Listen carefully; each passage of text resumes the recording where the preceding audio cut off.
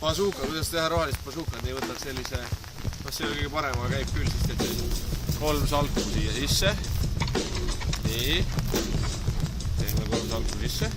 Siis paneme niimoodi siit 2 salgu vahelt paneme sõrme läbi. Sedasi, teise sõrme paneme siit peale. Tõmban siis, hoiame lõdvalt kinni ja paneme õla peale bazooka ja nüüd paneme lihtsalt tõmbame niimoodi